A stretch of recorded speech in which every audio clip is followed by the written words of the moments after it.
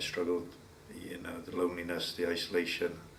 For me, a loss of identity, having played professional sport for 16 years and then coming to an abrupt ending and having to make a transition was very daunting. It wasn't foreseen. I know everybody says that it's a short career, capitalise while you can, but my plans were slightly different, and unfortunately I was forced to retire in the end from injury, and I wasn't prepared. Wasn't prepared for the downturn, the way that people, I believe, turned their back on me and left me on my own, and it was a hard pill to swallow. So it was a lot of dark times, a lot of times whereby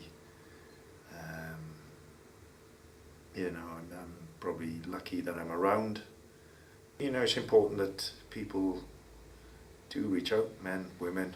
Women are obviously better because they do communicate a lot better than men, but it's not unmanly to wear your heart on your sleeve, and just get out there and don't be too hard on yourself, and speak. I think it's good that there are groups available and around who are willing to do that and just be a coping mechanism, and it doesn't mean that you've got to talk about your issues. It means that just take you away from the negative, to try and enjoy the moment, to live in the now, as opposed to procrastinating on previous experiences or worrying about the future.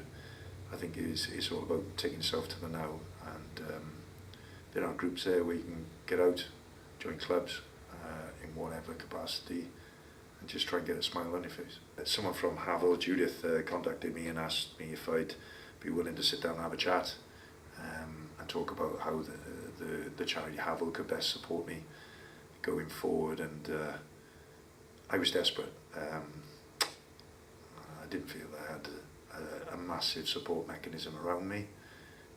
You do tend to isolate yourself because there's other family problems. Some people in your families have got illnesses, different things, and you don't want to burden people with your own problems, such as the way I am.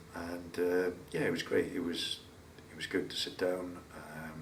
We talked about my whole life, really, but in a non-intrusive way. I thought it was good that there's constant contact. There was always someone there if I was feeling a bit down, to pick a phone up, or just go out, have a coffee, go out, walk the dog, or whatever it may be. So I think the charity's been exceptional for me, and I'm delighted that I can try and support them and bring this. It is a disease, and it is certainly very prevalent, to the forefront and talk about it. I'm very passionate about trying to help other people, and if my experiences can help someone or save someone's life, then I've done well. Like I said, if my experiences can benefit anybody, allow someone to come forward, have a chat, talk, and know that they're not on their own, then they shouldn't feel isolated. And if an ex-professional sports person, a person within the media, or an actor or anything can struggle, then so can anybody else.